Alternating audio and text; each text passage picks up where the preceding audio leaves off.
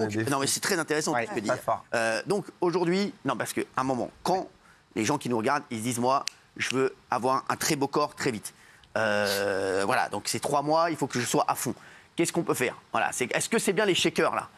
Alors, les shakers de protéines. Ça fait puer de la gueule. Hein. Alors, je te dis la vérité, frère. Tu sais, vous allez faire un exercice chez vous pour vous montrer comme ça fait puer de la gueule. Moi, sans rigoler, tous les mecs qui prennent des shakers, à chaque fois, je leur dis, vas-y, me dis pas de secret, frère, tu pues de la gueule. Non, mais c'est insupportable. C'est l'excès de protéines. En fait, quand on mange trop de protéines. Les shakers, tu sais ce que tu fais? Non, mais je vais vous dire un exercice. Vous laissez le truc là, le shaker, vous le laissez sans le laver. Vous venez sentir 3 heures après l'odeur du bail. Bah oui. Et ben c'est pareil dans votre corps. Donc t'imagines l'haleine que t'as, frère. Sans déconner, on dirait qu'il y a des yep qui sortent de ta bouche. Non, c'est horrible. Donc ça, est-ce que c'est normal? Alors l'excès de consommation de protéines entraîne ce qu'on appelle de la cétose. C'est-à-dire que si vous ne mangez pas sucré et que vous mangez très protéiné, votre corps il va se servir du gras comme réserve d'énergie et vous allez avoir une haleine un peu de pomme pourrie, effectivement. Ça, c'est l'excès de protéines. En revanche, si vous faites ce qu'il faut en quantité raisonnable, il n'y a pas de raison que vous ayez une mauvaise haleine. En revanche, c'est ça, c'est les gens qui font les régimes cétogènes, ils puent la gueule. Exactement, le régime cétogène. C'est quoi ça? En fait, c'est un régime. C'est les régimes où on mange justement que des protes. Voilà, on en évite supprimant le sucre. Voilà, on évite le sucre, donc on pue de la baisse. gueule. Et donc, le corps va puiser de l'énergie. Je vais avoir un corps dégueulasse que puer de la gueule. Ah aussi? Ah oui. Alors, tu crois que j'ai choisi quoi, moi? C'est pour ça que je fais rien. C'est pour ça que je ne fais rien. Tu as vu toutes les contraintes. C'est pour ça que je vais pas me mettre. Quand il arrive à la muscu, lui, il nous voit tout ça quand il fait. Allez-y les gars, continuez à puer de la gueule. Regardez, moi je suis bien dans mon corps. En ouvrant une canette. Et les régimes ultra-protéinés, on a beaucoup entendu les risques pour les reins. Oui, alors c'est vrai que.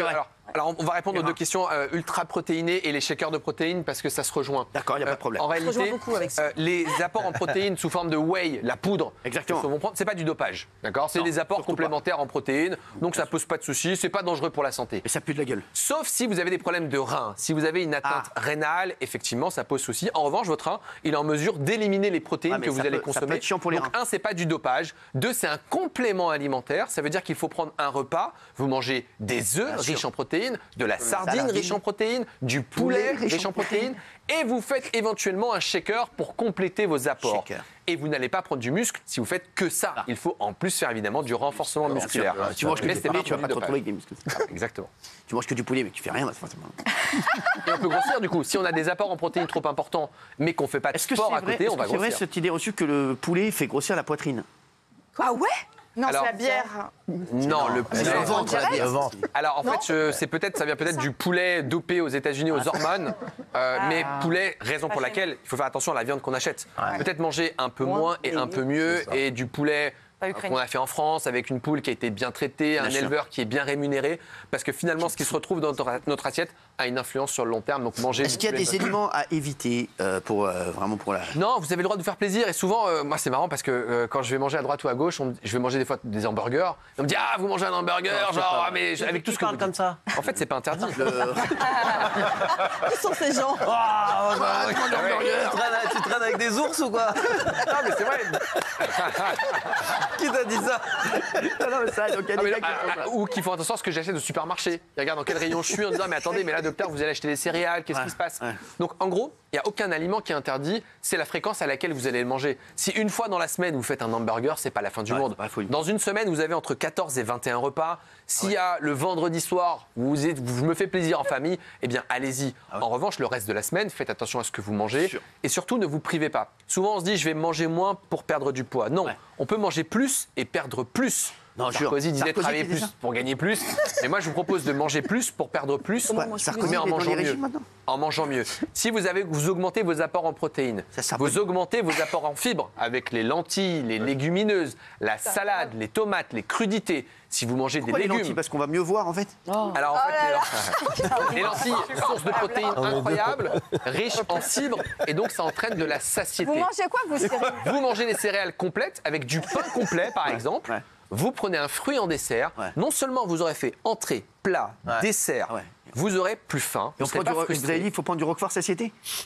Les lentilles permettent d'apporter de la satiété et de ne pas avoir faim. Et souvent, on cherche à se caler avec du riz et des pâtes. On pense que c'est la grosse assiette de pâtes, les sucres lents, on a entendu ça, c'est vrai pour les sportifs. Mais nous, en réalité, on devrait manger une petite portion de pâtes et à côté de ça, des légumes, des protéines. Au Japon, vous remarquerez, ils mangent beaucoup de riz, mais c'est une petite portion de riz. Et à côté de ça, ils ont un bol de soupe, les protéines, les légumes. Chérie, Ils associent- le médecin, il a dit il faut que je mange de la satiété, va en acheter.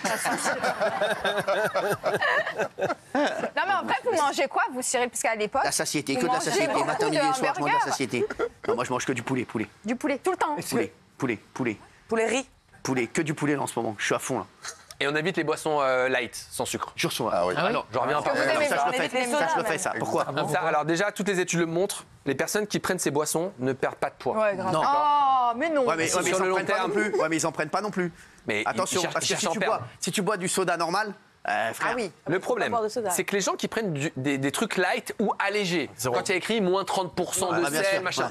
eh ben on en consomme plus. On se dit, bah finalement, c'est allégé ou c'est sans sucre, je peux en boire beaucoup plus. Et donc votre cerveau en permanence, il est habitué à ce goût sucré. Ouais. Et Et sur les le eaux- repas, vous vous rendez pas compte, Non. mais vous allez manger plus. Et les eaux Moi, parfumées, parce que Cyril, il boit beaucoup de. Ouais, les eaux eaux parfumées, c'est sucré, pas mal, ouais, effectivement. c'est Ça, pas c'est mal. pas mal parce qu'on a le goût sucré sans le sucre. Ça.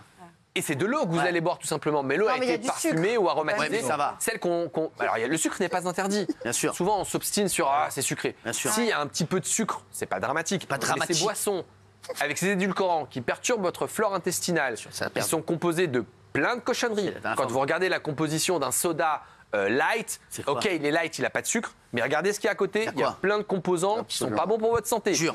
dont certains qui sont suspectés d'être cancérigènes. Non. Oh là. Pas l'aspartame, non, les composés qui donnent le caramel du cola. Le caramel du cola. Vous pensez que c'est du vrai caramel? C'est du sulfite de caramel.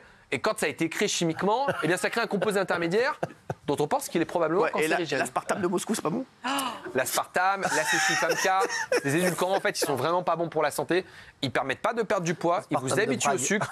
Et en plus, on sait que l'excès de ces édulcorants est nocif, risque de diabète, de cancer. Oh là là. Et mine de et au bout du compte, on prend du poids. J'ai une question.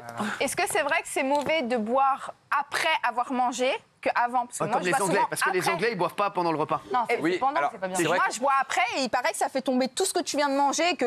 Alors l'estomac, c'est pas tellement un entonnoir comme un lavabo. Souvent on pense que c'est des couches Bien sûr. successives. Il est fort. Le jour où vous vomissez, vous vomissez tout d'un coup. Ça arrive jamais. D'abord l'entrée, puis le plat, puis le dessert. Donc en réalité, Pareil aux toilettes, hein, c'est jamais pris. Non.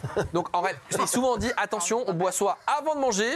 Ou bien après, Ah, pour voilà. éviter que la digestion soit plus compliquée, puisque lorsque vous prenez de l'eau, dans l'estomac, vous allez produire de l'acide chlorhydrique, qui sert à digérer les aliments. Ouais. Et une des hypothèses, c'est que si vous buvez beaucoup d'eau pendant le repas, eh ben cet acide est dilué, la digestion est moins bonne. Ah. Mais encore une fois, on n'est pas tous égaux. Il y a ouais. des personnes qui vont pouvoir boire en mangeant, ça pose aucun ouais, problème. bien sûr. Mais si vous dites, ma digestion, elle est compliquée, elle est lente, elle est difficile, peut-être qu'il faut boire un peu à distance du repas, mais c'est pas ça qui changera le Ouais, il faut boire cours à de votre combien vie pour C'est-à-dire perdre. que le repas, il est là, il faut boire quoi À 100 mètres Dans la chambre.